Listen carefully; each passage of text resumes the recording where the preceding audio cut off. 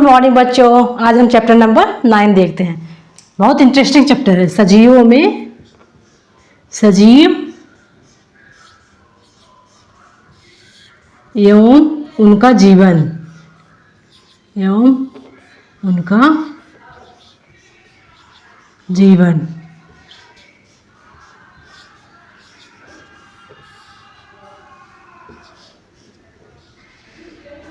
Chapter का नाम क्या है? सजीव एवं उनका जीवन।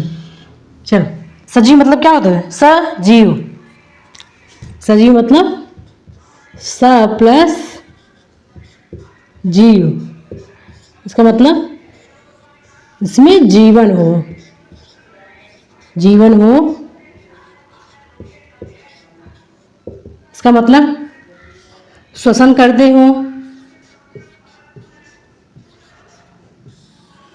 ठीक, सजीव देखो।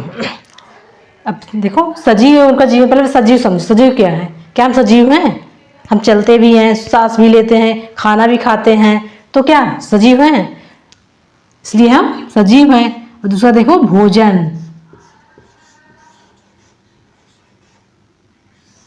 चलना,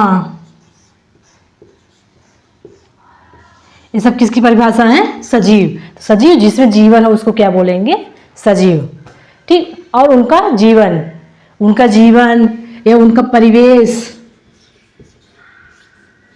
परिवेश मतलब रहन सहन, मतलब रहन सहन। रहन सहन मतलब कैसे रहते हैं। सजीव उनका परिवेश या उनका जीवन। सजीव मतलब वो क्या करते हैं, उनका रहने का क्या ढंग है, क्या क्या करते हैं, उसका देखते हैं। जैसे उदाहरण, रेगिस्तान, रेगिस्तान, मरुस्थल, इसको मरुस्थल बोलते हैं।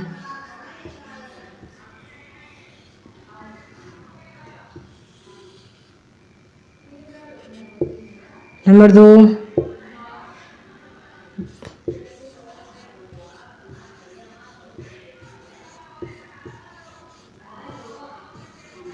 हिमालय या बर्फीला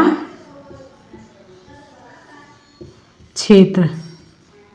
नंबर 3,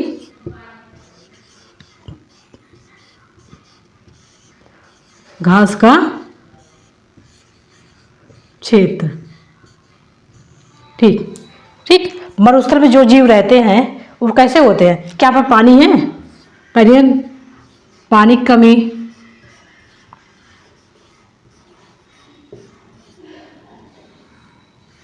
दिन दिन में बहुत गर्मी,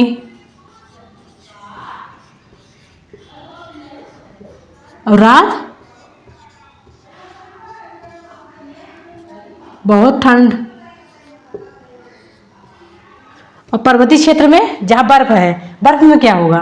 यहाँ पर ठंड बहुत ज़्यादा। और घास का क्षेत्र में सामान्य स्थिति, सामान्य या अनुकूल तापमान।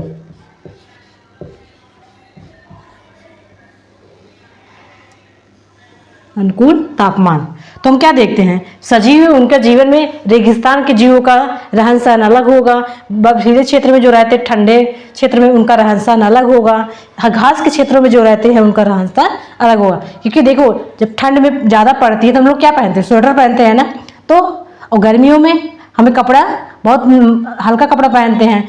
तो सजीवों के रहन सहन उनके परिवेश से निर्भर करता है कि वहाँ की जलवायु कैसी है, वहाँ पानी उपलब्ध है कि नहीं है।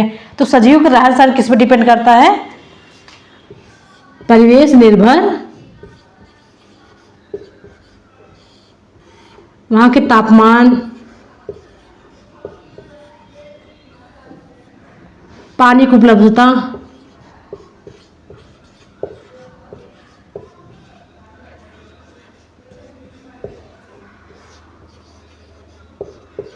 भोजन की उपलब्धता, और क्या,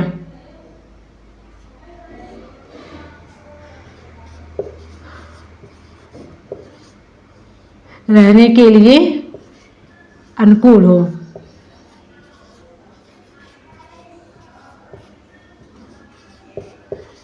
अगर ये सब चीजें, तापमान, पानी का उपलब्ध भोजन है, तो वहाँ के जीवों के रहने के लिए, वह जीवों के लिए रहने के लिए वह सर्वोत्तम स्थान है। तो रेगिस्तान, मरुस्थल, घास का मैदान, ये सब क्या, इन सब में कैसे कैसे जीव रहते हैं, वो कैसे अनुकूल होते हैं, उसको हम देखते हैं। तो इन सब में क्या है, इन सब में विविधता, विविधता कैसे,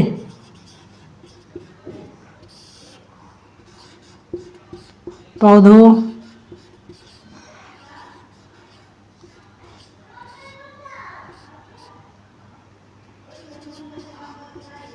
अलग अलग अलग प्रजाति। जैसे रेगिस्तान में, रेगिस्तान में क्या होगा, नागफनी।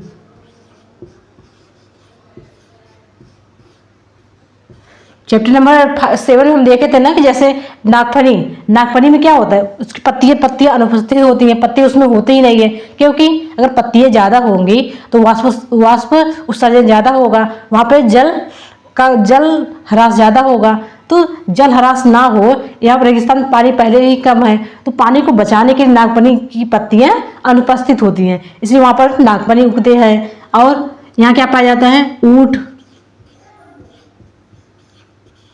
ऊँट ऊँट के पैर लंबे होते हैं, जो रेगिस्तान में चलने में सहायक होते हैं। हिमालय में कौन कौन से पेड़, ओक, चीड़। ये पौधे कैसे होते हैं, इसको ऐसे देखो, ऐसे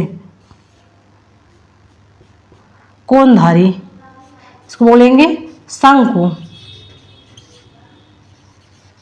शंकु के आकार। क्योंकि अगर यहाँ पे बर्फ पड़ेगा, बर्फ जब यहाँ पे बर्फ पड़ता है, बर्फ तो बर्फ नीचे सरक जाए, इसीलिए यहाँ के वृक्ष ऐसे होते हैं, तो इसको क्या बोलेंगे, शंकुधारी। घास में हमारे पौधे, फलों के पौधे, फलों में आम, जामुन, ये सब पौधे इस घास के क्षेत्रों के लिए अनुकूल है। और शंखु, ओक, चीड़, ये सब पौधे हिमालय के बर्फ को सहन करने में सहायक होते हैं। तो ये सब पौधे जो हैं, इनके लिए क्या है, अनुकूल। ठीक, तो रेगिस्तान, बर्फीले घास के क्षेत्र में, मरुस्थल,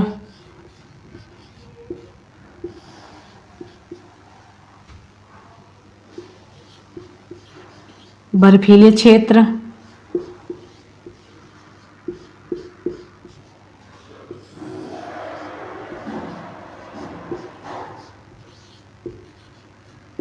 समुद्री क्षेत्र,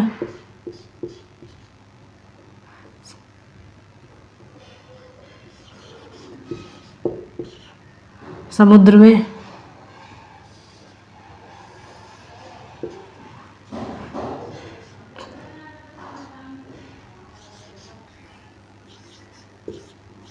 पर्वतीय,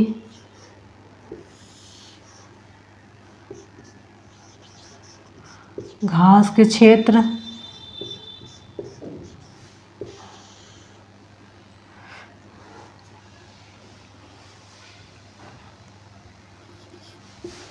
आवास और अनुकूलन।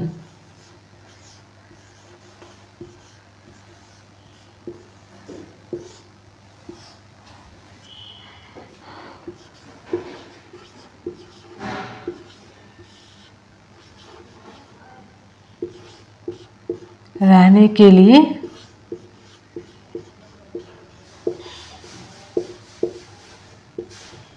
सहायक। तो हम क्या क्या देखेंगे, रहने शहर में पर्यावरण, पर्यावरण अनुकूल हो, पर्यावरण अनुकूल हो। पर्यावरण मतलब चारों तरफ की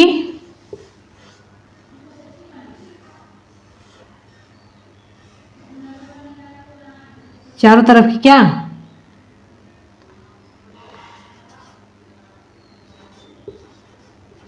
अनुकूलन दशाएं। स्थल बर्फीले क्षेत्र आवास। देखो यहाँ के जीवों के रहने के लिए इनका क्या अनुकूलन हो सकता है उसको हम देखते हैं। देखो सबसे पहले पौधे,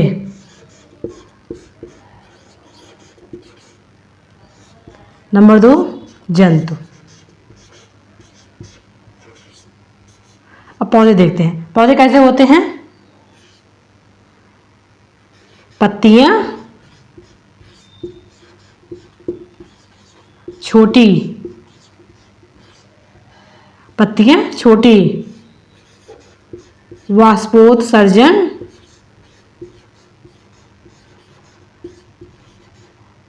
कम। कम सिंबल कैसे है, कम, तो क्या हो गया जल का, जल क्षति कम। ठीक, यहाँ के जीवों को रहने के लिए पत्तियां छोटी होंगी, वाष्पोत्सर्जन कम होगा, जल क्षति कम होगा और जल की बचत। इस प्रकार वहाँ के जीवों के रहने, पौधों को उगने के लिए ये अनुकूल दशाएं हैं। उदाहरण में क्या हो जाएगा, अभी बताएं नागफनी, बबूल आदि। और जंतु में ऊंट,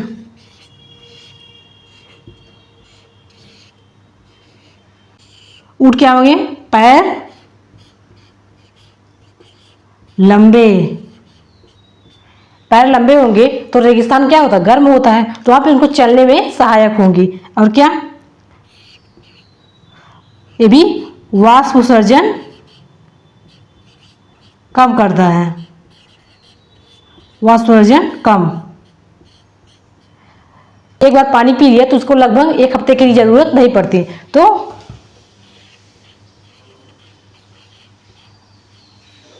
जल की कम जरूरत।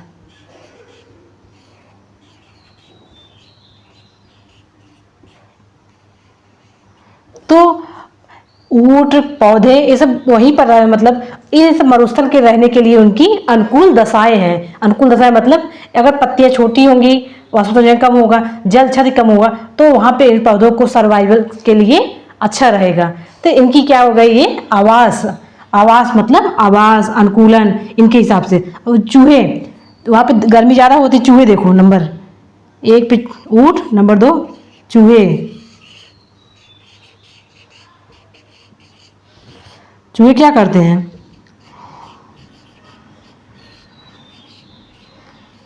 बिल में रहना। ये बिल में क्यों रहते हैं, तो बिल में क्योंकि ऊपर टेम्परेचर बहुत गर्म है, वहाँ की मिट्टियाँ बहुत ज़्यादा गर्म हो जाती है, वो गहरे गहरे बिल में रहते हैं। जब बिल में रहेंगे वहाँ पर ठंडा रहेगा। ठीक, जब रात को फिर ठंडा मौसम आता है तो बाहर निकलते हैं, तो चूहे वहाँ पे बिल में रहते हैं, गहराई में।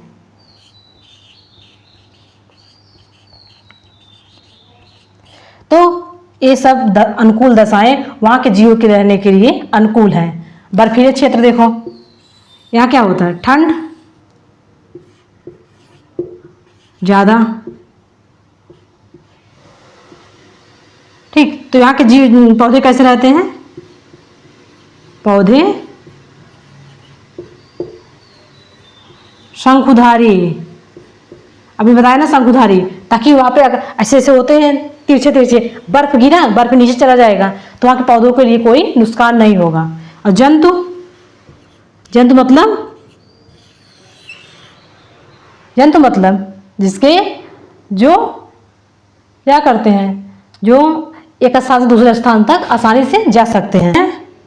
इनकी मोटी त्वचा और कान छोटे। अब इनके क्या होते हैं? कान, यहाँ पे देखो, यहाँ लिख देते हैं, कान बड़े। अब इसको देखो, मोटी त्वचा, त्वचा मोटी होगी तो वहाँ पर ठंड कम लगेगा, क्योंकि ठंडियों में स्वेटर पहनते हैं ना, क्यों पहनते हैं? स्वेटर पे स्वेटर 2-3 स्वेटर पहन लेते हैं, क्यों पहनते हैं? क्योंकि उस समय हमारी ठंडी हवाएं हमारे बॉडी को टच नहीं कर पाती, इसलिए उनकी मोटी त्वचा होती है। कान छोटे इसलिए होते हैं क्योंकि अगर कान बड़े बड़े होंगे तो वहाँ से वाष्प उत्सर्जन अधिक होगा, कान छोटे हैं तो वाष्प उत्सर्जन कम होगा। कान छोटे क्यों? कि वाष्प उत्सर्जन कम,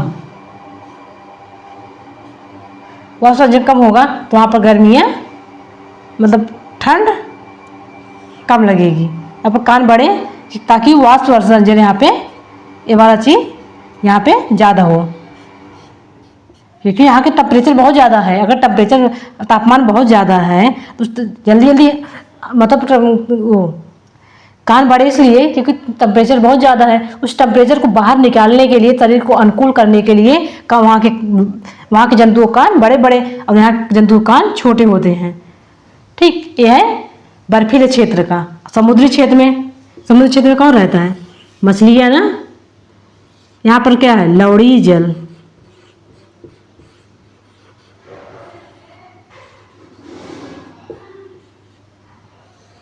यहाँ के पौधे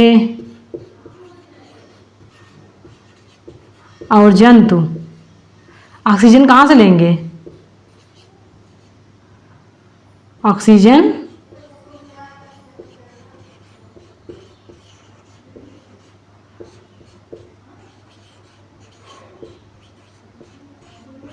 घुलित जल में।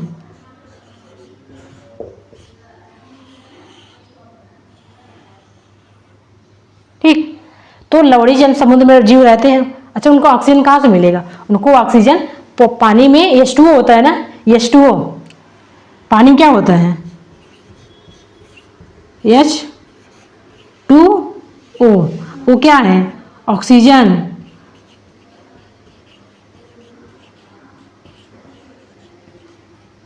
तो इसी ऑक्सीजन का वो जन लेते हैं। और इसमें जंतु, समुद्र में जीव को रहने के लिए उनकी अनुकूल दशाएं तो होनी चाहिए, इसलिए मछलियां क्या करती हैं? मछलियां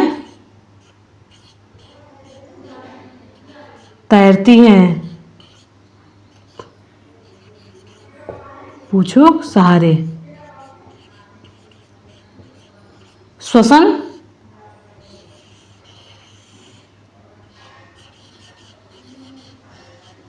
करती हैं क्लोमो द्वारा।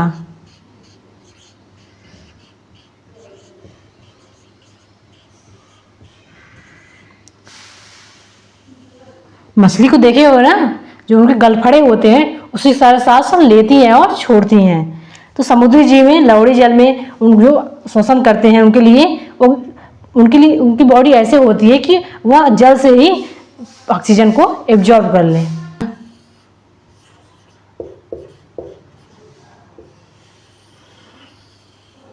तो पर्वतीय क्षेत्र को ही बर्फीले क्षेत्र बोल सकते हैं, या ऊंचाई वाले क्षेत्र।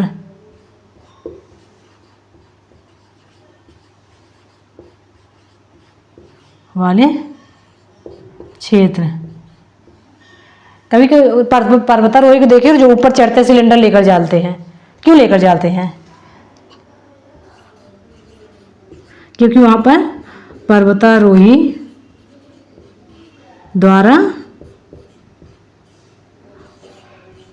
O2 सिलेंडर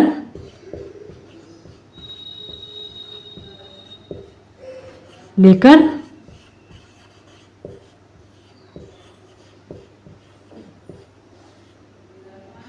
क्यों लेकर जाते हैं?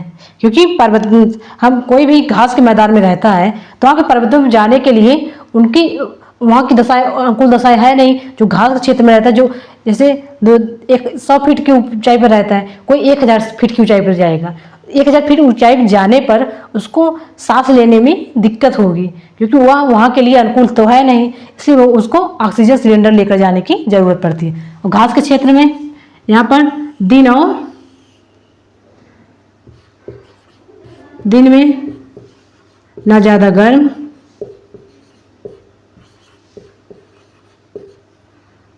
और रात ना ज़्यादा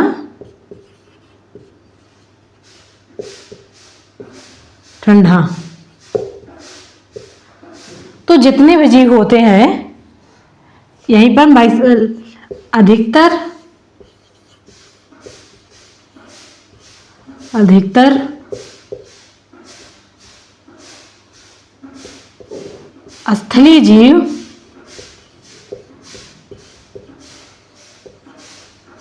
स्थलीय जीव और जंतु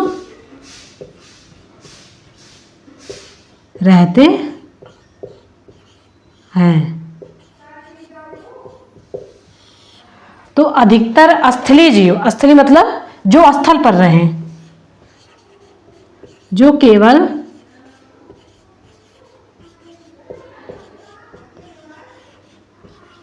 स्थल पर मतलब जमीन पर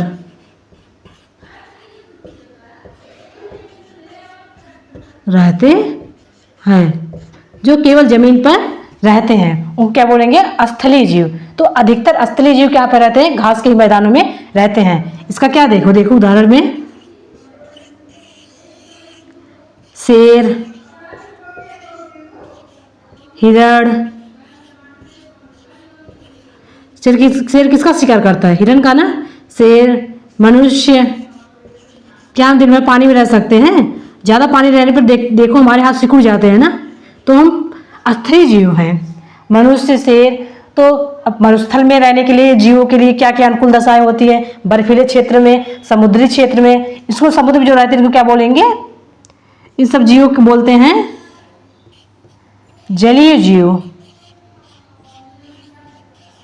जलीय जीव जो जल में रहते हैं उनको क्या बोलेंगे? जलीय जीव।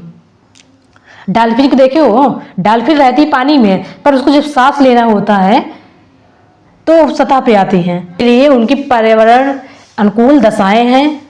ठीक। अब मरुस्थल में और भी देख लो, यहाँ पर जड़ें गहराई तक, ताकि जल को जमीन से खींच सके। बर्फीले क्षेत्र, समुद्र में यहाँ पे देखो डॉल्फिन,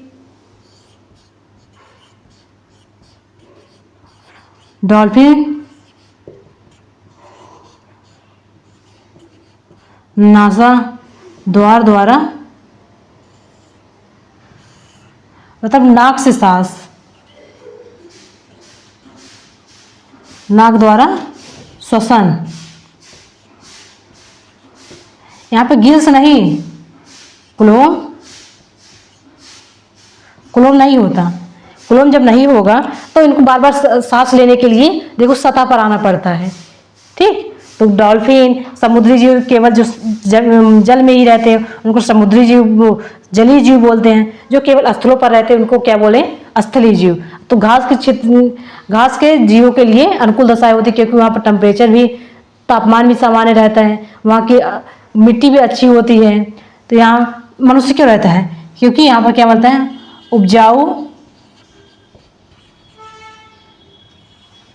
उपजाऊ जमीन,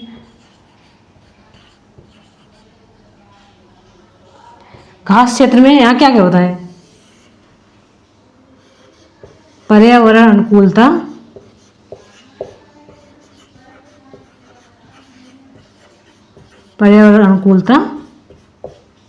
बहुत ज़्यादा। तो इस चैप्टर सजीव है उनका जीवन, सजीव है उनका जीवन का मतलब यही हुआ कि कौन सा जीव किस वातावरण में उनको रहने लायक बनाया गया है। क्या समुद्री जीव, मछली को बाहर लायक क्या होगा? इस क्या कहते हैं? मछली जल की रानी है, जीवन उसका पानी है। हाथ लगाओ डर जाएगी, बाहर निकालो मर जाएगी। तो मछली को बाहर नहीं रह सकते, मछली सिर्फ पानी में ही रहेगी। और पर्वतीय क्षेत्र को, ऊंचाई वाले क्षेत्र को कोई गया है जैसे घास का क्षेत्र है, यहाँ से कोई पर्वतीय क्षेत्र में ऊंचाई पर जाए, उसको सांस लेने में दिक्कत होगी क्योंकि वह घास के क्षेत्र के लिए अनुकूल है।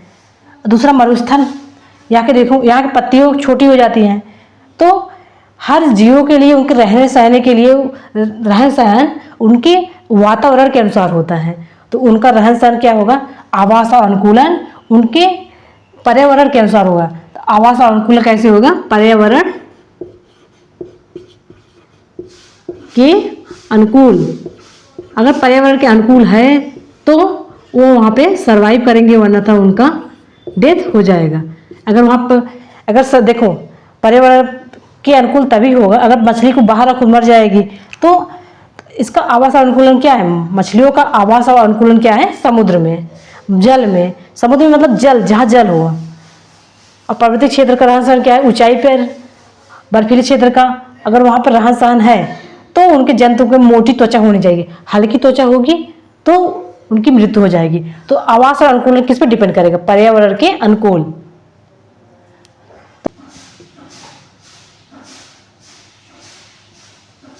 ठीक,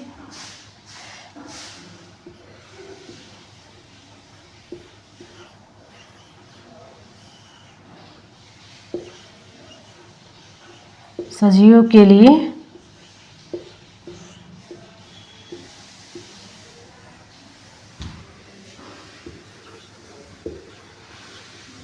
महत्वपूर्ण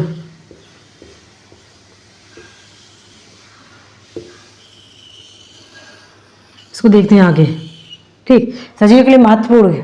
पर देखो जैव और दूसरा अजैव। जैव क्या है, इसमें जीवन हो, अजैव जिसमें जीवन ना हो।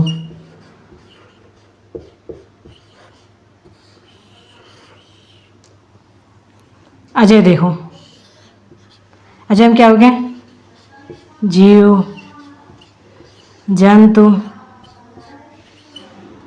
पौधे, ये सब क्या है, जीव। ठीक, जीव जंतु पौधे। अजैव में तापमान, अभी हम अगले चैप्टर में पिछले अभी देखे ना, मरुस्थल में तापमान ज़्यादा होता है इसलिए चूहे नीचे बिल बनाते हैं। जल का ह्रास ना हो इसलिए वाष्प उत्सर्जन कम करते हैं। प्रकाश,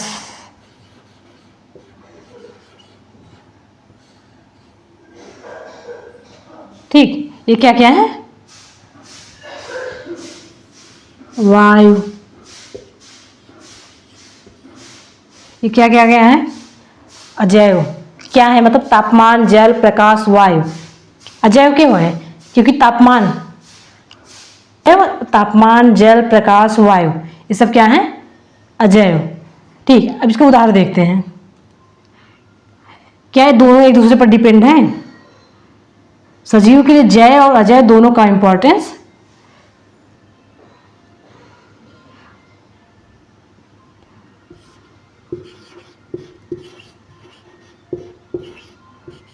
दोनों का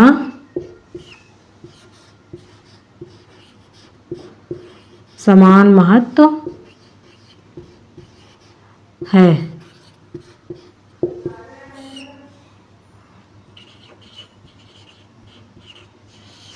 सभी जीव जंतुओं को क्या चाहिए, जल चाहिए,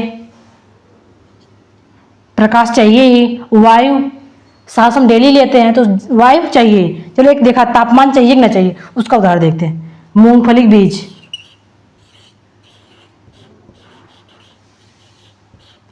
मूंगफली बीज,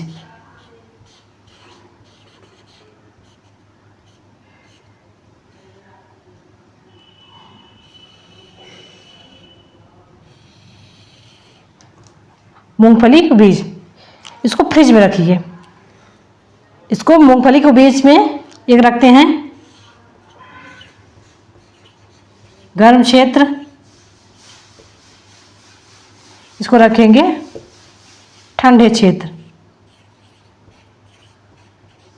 फ्रिज में रख दो, फ्रिज में क्या होगा, अंकुरण,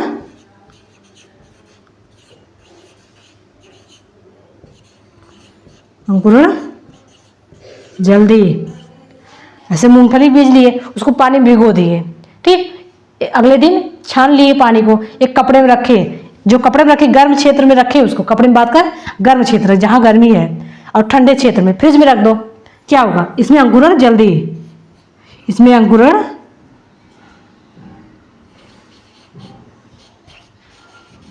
धीमी गति से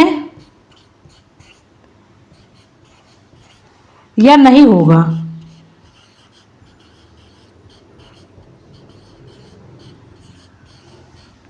इसमें फ्रिज में रखें, इसमें अंकुर होगा, हो भी सकता है या नहीं होगा, और बहुत अच्छे से नहीं होगा। गर्म अंकुर जल्दी, इससे क्या होगा, पौधे बनेंगे।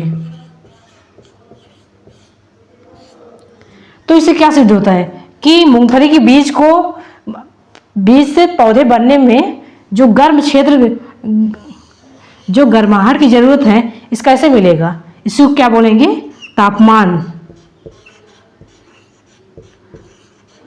और तापमान क्या है, अजीव। तो अजैव चीज जैव चीज पर डिपेंड है, इसलिए जैव प्लस अजैव सजीवों के लिए दो इंपॉर्टेंस है। और जल ही जीवन है, सभी हम तो जल, किसी भी जीव जंतु के लिए जल की बहुत ज़रूरत है। पौधे, कोई पौधों को उगना हो, कोई फसल बोते हैं, उसके लिए पानी आवश्यक है, प्रकाश, वायु, डेली सांस ही लेते हैं हम, श्वसन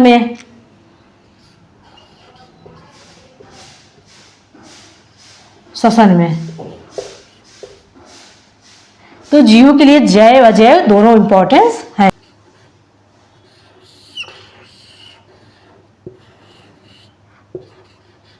नंबर 1, भोजन। भोजन क्यों जरूरत होती है,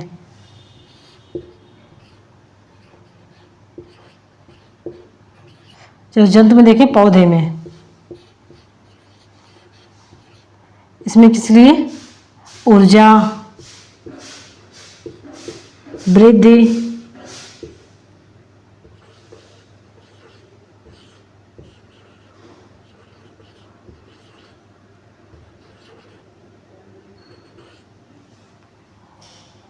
और क्या, भोजन में क्या क्या लेते हैं, अनाज,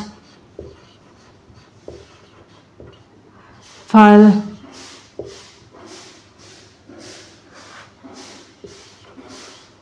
दूध। दूध कहाँ से मिलता है, गाय आदि। जंतु भोजन का निर्माण क्या करते हैं, भोजन बनाते हैं, प्रकाश संश्लेषण,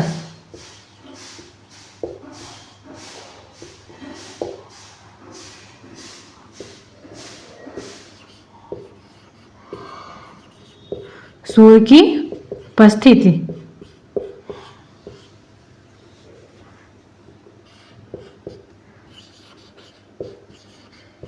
कार्बोहाइड्रेट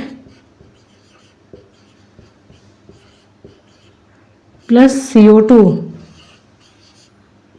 और O2 को बाहर। अब यही जंतु प्रयोग, पर यह प्रक्रिया कम होती है दिन समय, दिन में। भोजन पौधे तभी बनाएंगे जब सूर्य की उपस्थिति हो। सूर्य की उपस्थिति कब होती है, दिन में, तो भोजन दिन में ही बनाते हैं। और श्वसन में क्या लेते हैं, श्वसन दिन और रात, इसलिए O2 लेते हैं,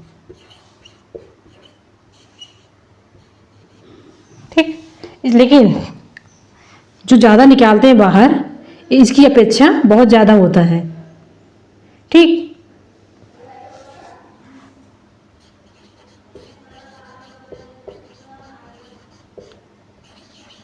श्वसन से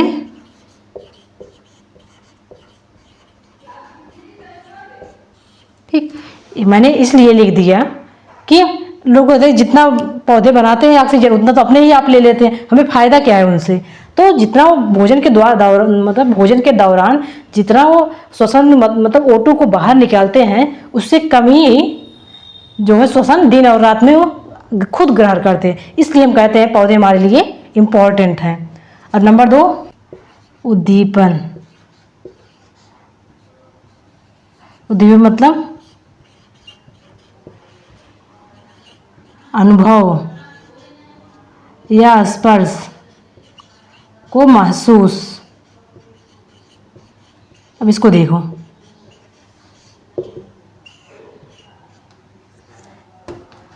सजीवों का उद्दीपन है अनुभव स्पर्श महसूस। हम कहीं पर जाते हैं तो हमें कांटा चुभ गया है, पैर में, नंगे पैर, नैन में कांटा चुभना, ये क्या है? उद्दीपन महसूस हुआ ना। कहीं पर जाए और पैर में कांटा चुभ गया, हमें पता चलता है ना कि हमारे पैर में कांटा चुभ गया। स्वादिष्ट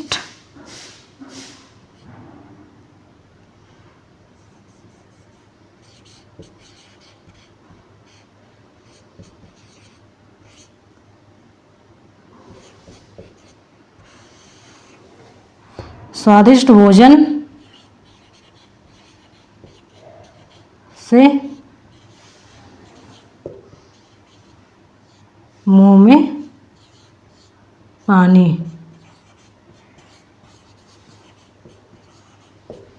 ठीक, तो स्वादिष्ट भोजन से मुंह में पानी आना, पैर में कांटे चुभना। ठीक, सजीव को नंगे पैर में कांटे चुभना, स्वादिष्ट भोजन देख मुंह में पानी आना। और दूसरा, धूप में जाते हैं तो हमारी आंखें धुंधला दिखाई देता है, और अंधेरे में आते हैं तो हमें बहुत स्पष्ट दिखाई नहीं देता, पर हमारी आंखें बड़ी बड़ी हो जाती हैं। तो ये सब क्या है? उद्दीपन। और पौधों में देखो, कुछ पौधे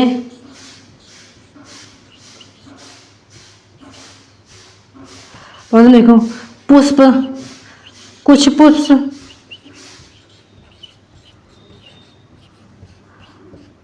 रात में उगते,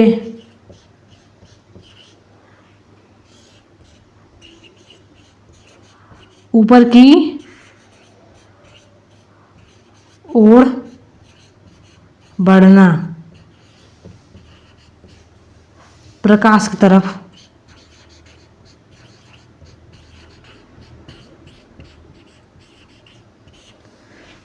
ठीक, तो पौधों का ऊपर की ओर बढ़ना क्यों?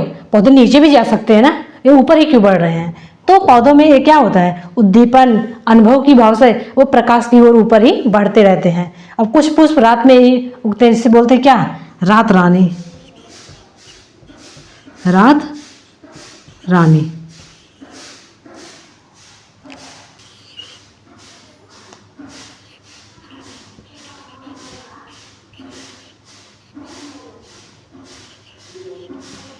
में उत्सर्जन, उत्सर्जन क्यों होगा? हानिकारक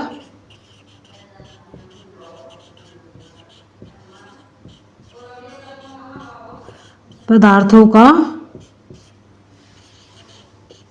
बाहर निकालना।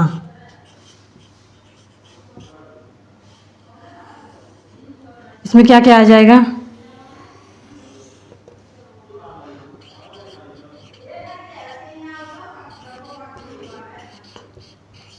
पसीना है, स्वेट्स बोलते हैं इसको।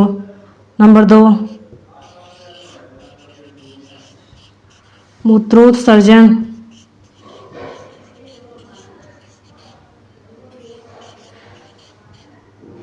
आदि। ठीक, भोजन भी उतना जरूरी है, उतना ही उत्सर्जन भी जरूरी है, क्योंकि हानिकारक पदार्थ अगर जमा रह जाएंगे तो उससे क्या होगी? बीमारियां उत्पन्न होंगी। ठीक,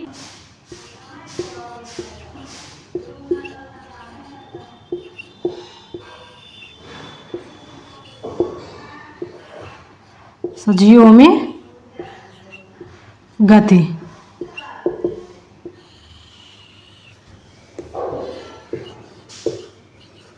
एक स्थान से दूसरे स्थान जाना।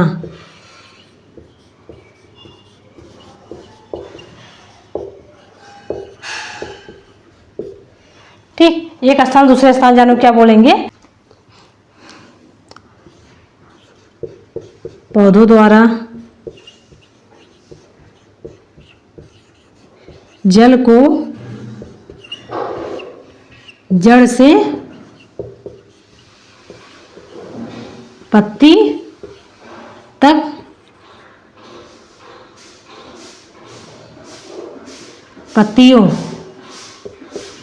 पत्तियों तक पहुंचाना, ये भी क्या है? गति। तो सजीव में गति कैसे होता है? एक स्थान दूसरे स्थान सजीव जाते हैं नहीं, हम एक स्थान दूसरे स्थान तक जाते हैं। कोई भी जीव जैसे शेर शिकार करता है हिरण का, तो क्या दौड़ कर ही करेगा ना। तो पौधे द्वारा मतलब पौधे द्वारा जल को जड़ से पत्तियों तक, ताकि वो भोजन को आसानी से बना सके, इसका क्या काम है? तो पौधों में भी गति होता है। नंबर दूसरा,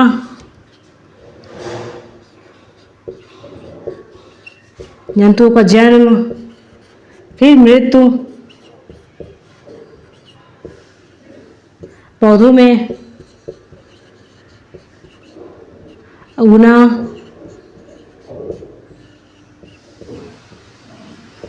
सूख कर समाप्त। तो ये भी क्या है? गति है। जन्म होगा, मृत्यु होगा, फिर जन्म होगा, फिर मृत्यु होगा, तो क्या है? ये सब गति। ठीक, अब हम जानेंगे निर्जीव। जैसे सजीव में देखें गति, गति चाहिए, भोजन, उत्सर्जन, उद्दीपन, प्रजनन। अगला क्या है? प्रजनन।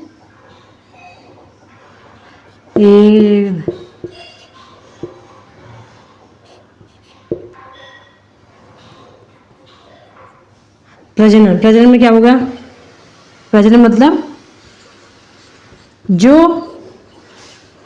अपने जैसे नए जीव या पौधों का निर्माण, उसे क्या बोलेंगे? प्रजनन। जो अपने जैसे जीवों का या अपने जैसे कुछ भी जीवों का या नए पौधों का निर्माण कर सके, उसे क्या बोलेंगे? प्रजनन। ऐसे मनुष्य में संतान उत्पत्ति,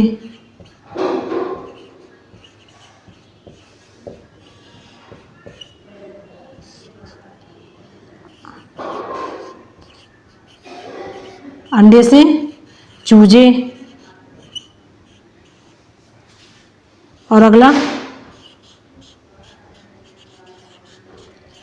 पौधों के बीज से नए पौधे। ठीक ठीक, प्रजनन। अगर प्रजनन नहीं होगा, चलो ठीक है, मान लो प्रजनन नहीं हुआ, तो क्या नए पौधों का निर्माण होगा? तो अस्तित्व समाप्त हो जाएगा। जब पौधे से नए पौधे का निर्माण नहीं होगा तो उसका अस्तित्व समाप्त हो गया। इसलिए मनुष्य से संतान उत्पत्ति, फिर संतान से उनके संतान की उत्पत्ति, उनके संतान की उत्पत्ति, इसलिए पूरा प्रक्रम चलता रहता है। और सजीव में भोजन, उत्सर्जन, उद्दीपन, प्रजनन, ये सब निर्जीवों में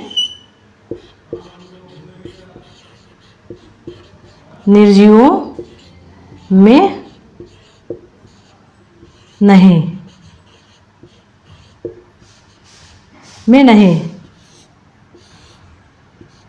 पर लेकिन एक उदाहरण अभी हम देखें ना, अंकुरण।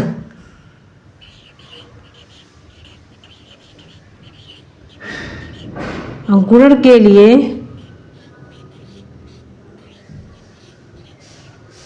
जल, मिट्टी तापमान जरूरी। अगर ये सब नहीं होगा तो अंकुरण नहीं होगा। इस अंकुरण के लिए जल, मिट्टी, तापमान और सब की बहुत ज़रूरत होती है। तो क्या कहते हैं हम, अंकुरण के लिए जल, मिट्टी, तापमान से सब की ज़रूरत। इसका उदाहरण देखो, दुकानदार बीज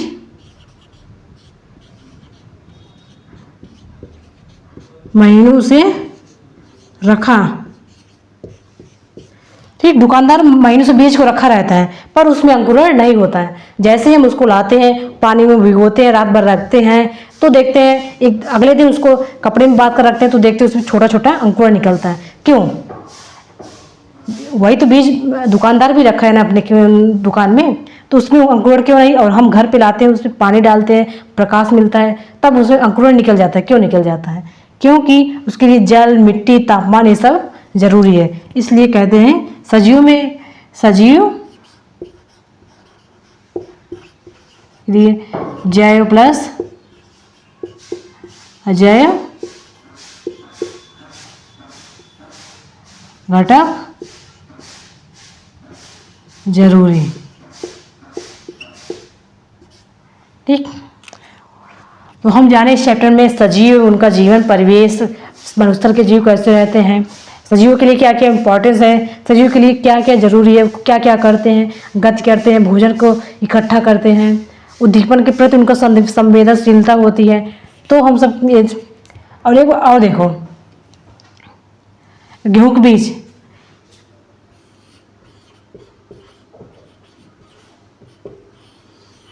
गेहूं एक बोरा में रखा हो, गेहूं बोरे अंदर हाथ डालने पर गर्म। क्यों? गेहूं का बोरा है और उसमें हाथ डाले, गर्म क्यों होता है? क्योंकि पौधे भी श्वसन करते हैं ना, पौधे के बीज भी है, बीज तो हर श्वसन करेगा ही ना, क्योंकि बीज भी श्वसन।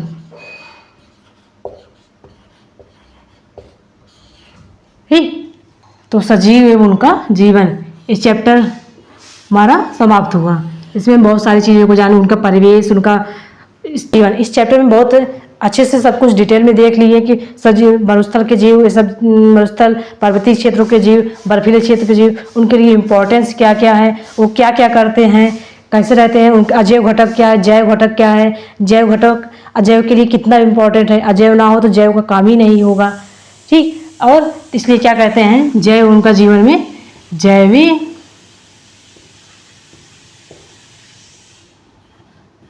विविधता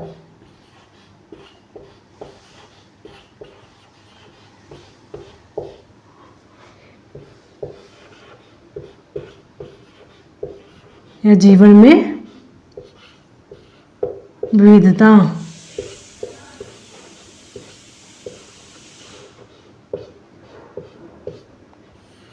और इसलिए जीवन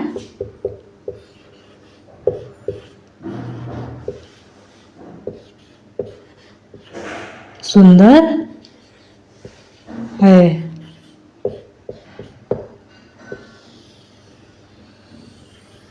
इसलिए जीवन सुंदर है।